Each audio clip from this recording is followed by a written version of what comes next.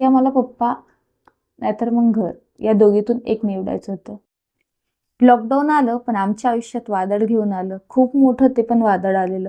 म्हणजे कसं, की जे पप्पांनी घर बांधलं होतं, त्यात काय झालेलं, की ते पैसे वाढत वाढत गेले.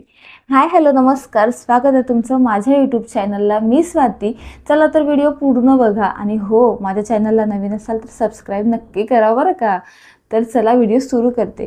तुम्हाला सांगितलं फर्स्ट इयर झालं. फर्स्ट इयर नंतर प्लॅन केला बाहेरगावला जायचा, पण तो पण काही सक्सेस झाला नाही कारण लॉकडाऊन आलं. वापस आलो रिटर्न. मग नंतर घरीच होतो. मला तरी वाटते खूप महिने घरीच होतं कारण तेव्हा जमावबंदी चालू होती. घराच्या बाहेर निघायला चान्स नव्हता. सगळं बंद झालं होतं. लोकांनी कसे दिवस काढले आपल्याला पण माहिती आहे. मग तेव्हा तुम्हाला पण माहिती आहे तेव्हा काय व्हायचं, की आपल्या रेशनमध्ये आपल्याला तेल, साखर वगैरे ते भेटायचं. कारण खूप जणांची परिस्थिती पण नव्हती तशी. तर ते भेटायचं. त्याच्यावर खूप जणांनी दिवस काढले. आम्ही पण त्याच्यावरच काढले. सांगते तेव्हा काय झालं, जेव्हा पप्पांनी घर बांधलेलं, आमचं घर बांधलेलं, तेव्हा काही पैसे राहिले असतील, पण त्याचं व्याज वाढत गेलं. वाढत, वाढत, वाढत, वाढत त्याचं व्याज खूप वाढलं. कारण लॉकडाऊनमध्ये पैसे देणं झालेच नाही ना. त्याच्यामुळे झालेलं. आमचं घर आहे ना, डबल मजली घर बांधलेलं. खाली हे होतं, खाली एक हॉल, त्याच्या बाजूला किचन, मधून जिना, त्याच्यावर एक बेडरूम होतं, समोर गॅलरी, त्याच्याच बाजूला टॉयलेट बाथरूम, खाली पण टॉयलेट बाथरूम, वर पण टॉयलेट बाथरूम, वर टेरेस, असं एवढं भारी घर बांधलेलं.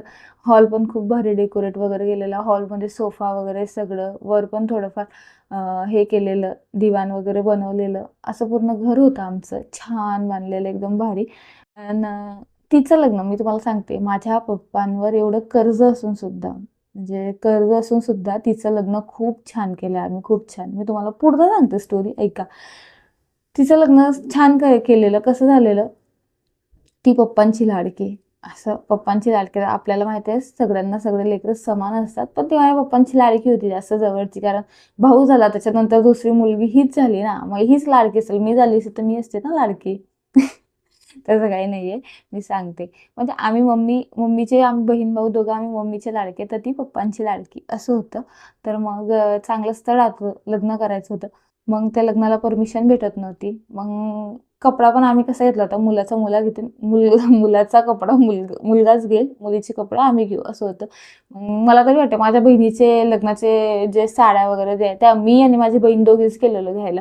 कारण आमचे घ्यायचे होते. काही काही दुकानावरून उधारी घेतले होते, तर काहीचे पैसे दिले होते असं होतं. काही कॅश घेतले होते, कॅश घेतले होते. नंतर लग्नाला परमिशन भेटत होती नाही. माझे मोठे पप्पाच मंडपचा धंदा करतात म्हणून लॉन होतं, त्या लॉनवर तिचं लग्न केलेलं. छान असा मंडप टाकलेला वगैरे आणि जेवण पण छान ठेवलेलं वगैरे, सगळं छान होतं. तिचं लग्न छान झालं. तेव्हा माझ्या पप्पांनी मला स्वतःला माझ्या बहिणीच्या लग्नात कपडे घ्यायला माझ्या पप्पांनी मला ₹1,500 दिले होते. मी तुम्हाला जी कंडिशन आहे ती खरी सांगते, सगळं खरंच सांगते. खोटं तर मी आणून काही सांगणार नाही किंवा टाकणार नाही. ₹1,500 दिले होते. तेव्हा आमच्या तिथं क्लासेस चालू होते. केने सर म्हणून क्लासेस घ्यायचे ते ध्येय अकॅडमीचे. ते आता PSI आहे. तर ते सर घ्यायचे घरी, म्हणजे अभ्यास पण करायचे आणि क्लास पण घ्यायचे. तर म्हटलं त्यांच्याकडेच पोलीस भरतीचे क्लास लावूया. बघा अजून पण ग्राउंड नव्हतं, तर क्लास लावूया. तर मग क्लास चालू होते त्यांच्याकडे. त्यांची फीस द्यायची बाकी होती 1,500. मग माझे पप्पा मला बोलले, की "हे घे तुला ₹1,500 आणि त्यात तुला जे लागेल ते कपडे घे." तर मी तेव्हा काय केलं, मी तेव्हा कपडे नाही घेतले. कारण मला त्या क्लासेसची फी द्यायची होती. माझ्याकडे म्हणजे आमचं असं नाही की परिस्थिती एक खराब आली म्हणून काय. आमच्याकडे ₹2,500-2,500चा एक ड्रेस, असे 2 ड्रेस. म्हणजे आमची परिस्थिती आधीची खूप चांगली होती. मग आमच्या पप्पांनी आम्हाला कधी कोणत्याच गोष्टीची कमी केली नाही, की तुम्ही हे नाही, ते नाही. तुमच्या मर्जीने जा, तुमच्या मर्जीने घ्या. ₹10 मागले तर ₹50 काढून दिले. असा माझ्या पप्पांचा स्वभाव. खूप भारी, एवढा भारी स्वभाव ना, की खूप, की तसं अजून पण गेलं ना, तर त्या माणसाचं नाव निघतं, असे माझ्या पप्पांचा स्वभाव. तर मग म्हटलं दिलेले. मग माझे पप्पा तुला ड्रेस घे. मग मी काय केलेलं, मी काही ड्रेस वगैरे घेतला नाही. मम्मीला म्हटलं, "मम्मी मी काही कपडे घेत नाही. तो ड्रेस आहे, तो ड्रेस मी घालेल ताई. माझा जो आधीचा आहे तो, मी काही घातलेला नव्हता तो ड्रेस. तो घालेल म्हटलं आणि नंतर मग हे करूया आपण. तीच पैसे मी माझ्या अकॅडमी क्लासेसची फीस भरली." म्हणजे माणूस आपल्याला काही, आता तो ड्रेस मी घेतला असता, नवीन ड्रेस बी मी घेतला असता समजा, पण मी घातला कधी असता, एकच वेळा घातला असता. मग नंतर माझ्या क्लासेसची फी अटकली असती, फीज मी कशी दिली असती. म्हणून मग मी तसं केलं, की आपण फीज अशी देऊया. तर ताईचं लग्न छान वगैरे झालं. ताईचं लग्न म्हणजे व्हायच्या अगोदर 1 महिना अगोदरच हे सगळं माहिती पडलं होतं, की बाबा एवढं एवढं कर्ज आहे, एवढं एवढं द्यायचं आहे लोकांचं, समोर लग्न यायचं, काय करायचं.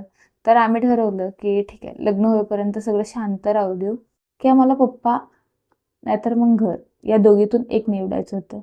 मग आम्ही ठीक आहे म्हटलं, जाऊ द्या, आपलं घर आयुष्यात परत होईल, कारण आम्ही मोठं होणार, आम्ही चांगलं शिकणार, आम्हाला चांगली नोकरी लागेल किंवा काही ना काही काम करून पण होतं, तर आम्हाला पप्पा पाहिजे. आमच्या तिघही बहीण भावाचं एकच मत होतं. मग तिचं लग्न व्हायच्या अगोदरच आम्ही निर्णय घेतला की आपण आपलं जे राहतं घर आहे ते विकूया आणि कर्ज सगळ्यांचं देऊन देऊया, असा आम्ही निर्णय घेतला. आणि बहिणीचं लग्न झालं. ती तर तिच्या सासरी गेली, ती इथंच राहायला होती मुंबईला.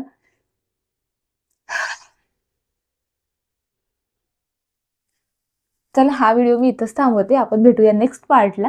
पार्ट जो येईल त्या पार्टला भेटूया. तर व्हिडिओ पूर्ण बघा. व्हिडिओ आवडला असेल तर लाईक, शेअर, कमेंट नक्की करा आणि भेटूया नेक्स्ट व्हिडिओला. हा व्हिडिओ मी इथंच थांबवते, कारण माझ्याच्याने आता नाही बोललं जाणार. मी नेक्स्ट व्हिडिओला कंटिन्यू करते. ठीक आहे.